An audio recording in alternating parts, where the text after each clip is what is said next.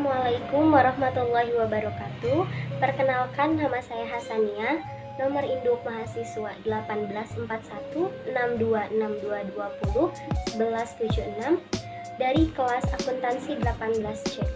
Saya mahasiswa Universitas Buana Perjuangan Karawang, Fakultas Ekonomi dan Bisnis, Program Studi Akuntansi. Pada kesempatan kali ini, saya akan membahas hasil dari laporan kerja praktik yang berjudul Perlakuan Akuntansi atas Pendapatan Jasa Konstruksi pada CV Istiqomah. Ada 5 poin yang akan saya bahas pada kesempatan kali ini. Yang pertama, pendahuluan. Yang kedua, gambaran umum perusahaan. Yang ketiga, tinjauan pustaka. Yang keempat, pelaksanaan kerja praktik. Dan yang kelima, kesimpulan dan saran. Pada bab 1 terdapat 3 poin. Yang pertama yaitu latar belakang diadakannya kerja praktik. Yang kedua, tujuan kerja praktik. Yang ketiga, waktu dilaksanakannya kerja praktik. Saya akan membahas latar belakangnya terlebih dahulu. Latar belakang yang pertama yaitu adanya mata kuliah kerja praktik di Universitas Buana Perjuangan Karawang dengan harapan mahasiswa dapat menambah wawasan dengan terjun langsung ke dunia kerja, serta mengembangkan diri, mengembangkan inovasi keilmuan berbasis teknologi, dan berkontribusi dalam membantu memecahkan masalah di perusahaan atau instansi. Latar belakang yang kedua yaitu pemilihan tempat kerja praktik adalah CV Istiqomah. Perlakuan akuntansi termasuk hal terpenting bagi setiap perusahaan, termasuk perusahaan konstruksi. Pendapatan pada CV Istiqomah berpengaruh untuk mengembangkan anak perusahaannya yang merupakan hasil dari pemekaran CV Istiqomah. Yang kedua, tujuan dilaksanakannya kerja praktik. Yang pertama, mengetahui ruang lingkup pekerjaan pada CV Istiqomah. Yang kedua, mengetahui pendapatan pada CV Istiqomah dari segi efisiensi dan efektivitas. Yang kedua, mengetahui pelaksanaan realisasi pendapatan pada CV Istiqomah. Waktu pelaksanaan kerja praktik yaitu dari tanggal 1 Februari sampai dengan 31 April 2021. Pada bab 2 kali ini saya akan menjelaskan 3 poin. Yang pertama, profil perusahaan. Yang kedua, sejarah singkat perusahaan. Yang ketiga, struktur organisasi perusahaan. Yang pertama, profil perusahaan. Nama badan usahanya yaitu CV Istiqomah. Pendirinya ada 3. Yang pertama, Bapak Saiful Riki. Yang kedua, Bapak Dedi S. Yang ketiga, Bapak Andriana Nurhadi.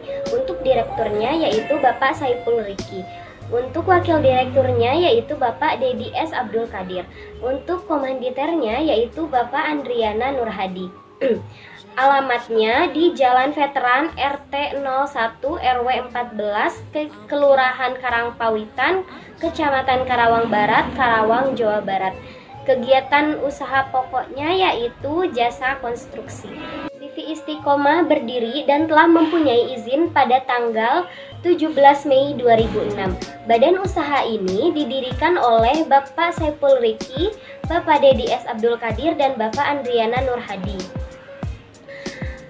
Didirikan dengan maksud untuk berperan serta dalam proses pembangunan nasional yang saat ini sedang dilaksanakan oleh pemerintah, baik pemerintah pusat maupun pemerintah daerah. CV Istiqomah percaya bahwa dapat memberikan hasil yang maksimal di setiap pekerjaannya. Selanjutnya, struktur organisasi perusahaan. Dapat kita lihat dari bagian di samping, yaitu ada direktur utamanya yaitu Bapak Saiful Riki, wakil direkturnya yaitu Bapak Dedi S. Abdul Qadir, dan kepala proyeknya yaitu Bapak Andriana Nurhadi. Membawahi bagian keuangan yaitu Bapak Bayu Nugraha, dan HRD personalia yaitu Bapak Andri S. Membawahi staf administrasi. Selanjutnya ada staf manajer yang membawahi juru ukur, pelaksana, dan logistik. Selanjutnya kita masuk ke dalam bab 3 yaitu tinjauan pustaka. Ada 3 poin. Yang pertama, pengertian pendapatan. Yang kedua, pengertian jasa konstruksi. Yang ketiga, metode pengakuan pendapatan jasa konstruksi. Yang pertama, pengertian pendapatan. Menurut PSAK 23 revisi 2010, pendapatan yaitu arus masuk bruto dari manfaat ekonomi yang timbul dari aktivitas normal perusahaan selama suatu periode. Bila arus masuk itu mengakibatkan kenaikan ekuitas yang tidak berasal dari kontribusi penanaman modal. Menurut penjelasan di atas, dapat disimpulkan bahwa pendapatan adalah hasil dari kegiatan usaha dagang maupun jasa yang dapat meningkatkan aktiva dan ekuitas. Biasanya diperoleh saat kegiatan perusahaan normal seperti penyerahan barang, penyerahan jasa, atau kegiatan utama lainnya. Jika ada peningkatan aktiva maupun ekuitas yang berasal dari kontribusi penanaman modal, maka tidak bisa diakui sebagai pendapatan. Selanjutnya, pengertian jasa konstruksi. Jasa konstruksi yaitu suatu kegiatan membangun sarana dan prasarana yang pada pengerjaannya meliputi pembangunan gedung, instalasi mekanikal dan elektrikal, dan juga pembangunan prasarana sipil. Selanjutnya ada metode pengakuan pendapatan. Ada dua metode. Yang pertama metode kontrak selesai, yang kedua metode persentase penyelesaian.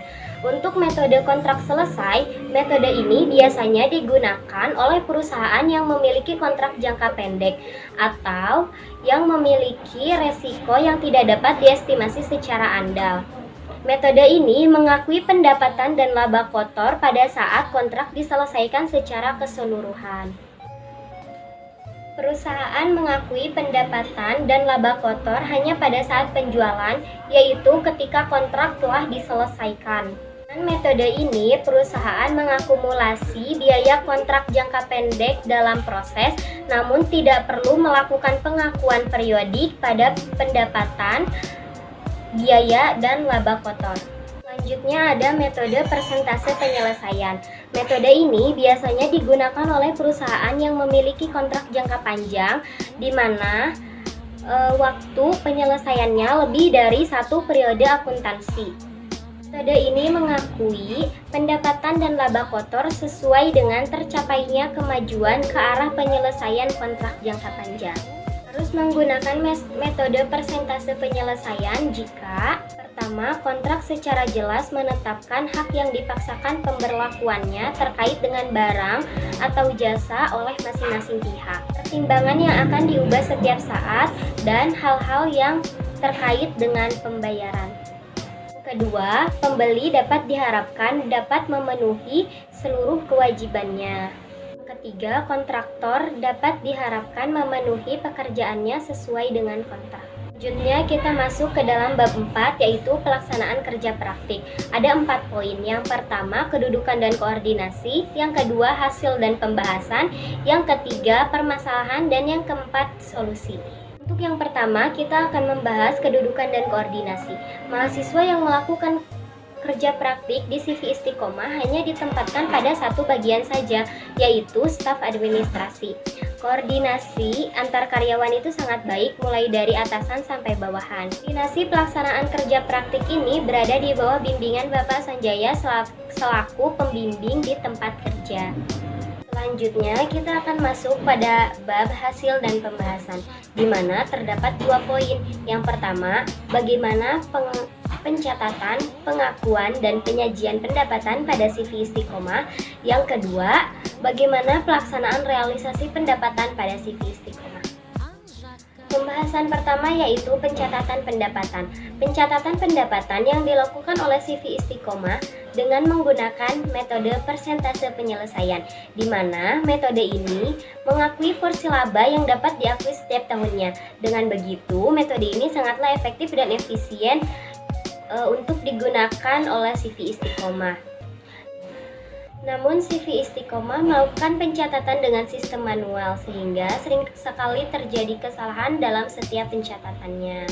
Selanjutnya, pengakuan pendapatan. Pengakuan pendapatan yang dilakukan oleh CV Istiqomah yaitu tidak langsung mengakui pendapatannya, tetapi pendapatan diakui ketika kontrak telah selesai atau pekerjaan hampir mencapai target. CV Istiqomah mengakui terlebih dahulu biaya-biaya atau beban. Jika semisal pendapatan diakui terlebih dahulu, dikhawatirkan adanya biaya tambahan yang tidak terduga. Meskipun begitu, pengakuan yang dilakukan oleh CV Istiqomah telah efektif dan efisien dan sesuai dengan PSAK nomor 34. Selanjutnya, penyajian pendapatan. Penyajian pendapatan dalam laporan keuangan CV Istiqomah telah sesuai dengan pernyataan standar akuntansi keuangan, di mana akun pendapatan ini disajikan dalam laporan laba rugi, yang dimana laporan ini berisi ringkasan kinerja keuangan suatu perusahaan dari waktu ke waktu. Selanjutnya, pelaksanaan realisasi pendapatan. Seperti yang sudah dijelaskan sebelumnya bahwa pendapatan diakui pada saat kontrak selesai atau pekerjaan hampir mencapai target. Selanjutnya yaitu permasalahan dan solusi. Untuk permasalahan pertama yaitu keterlambatan pembayaran yang menyebabkan cash flow perusahaan yang kurang baik. Masalah lain yang kerap terjadi yaitu kondisi saat dinas survei lapangan untuk penentuan nilai kontrak konstruksi berbeda dengan kondisi pada saat pekerjaan akan dimulai. Solusi permasalahan pertama yaitu keterlambatan pembayaran. Dapat diterapkan penalti bagi pihak yang melakukan keterlambatan pembayaran sesuai dengan prosedur yang telah ditetapkan. Solusi permasalahan kedua yaitu pihak penyedia jasa akan membuat anggaran ulang untuk diajukan kembali kepada pihak dinas atau pihak pertama. Selanjutnya, kita akan membahas bab kesimpulan dan saran.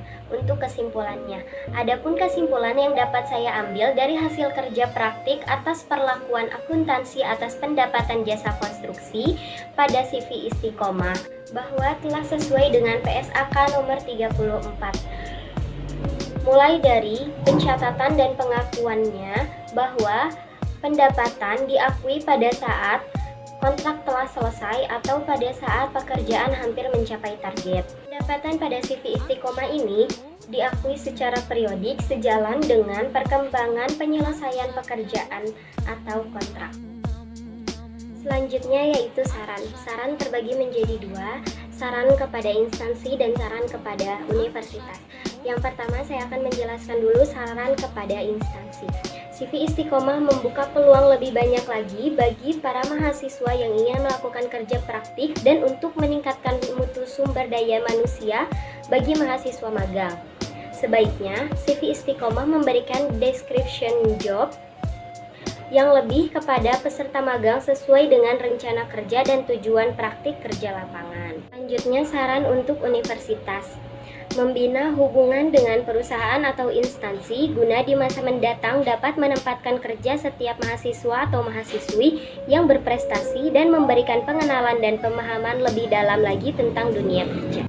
Demikian presentasi hasil dari laporan kerja praktik saya dengan judul Perlakuan Akuntansi atas Pendapatan Jasa Konstruksi pada CV Istiqomah.